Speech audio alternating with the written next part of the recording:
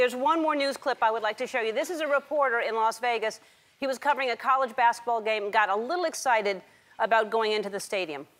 As for the game itself, as mentioned, it literally tips off in about 3 minutes, and I have to speed walk about 20 minutes to get inside of the MGM Grand to make sure I cover all the highlights and, of course, cover post-game for you tonight at 10 p.m. We at KVOA News 4 are very committed, so committed. I'm going to sign off now because I want to get there by the time everything tips off. So I'm going to hand the microphone over to my buddy Danny here, and go Wildcat. All right, hey, Paul, get you inside. Enjoy that game. We'll see you back here.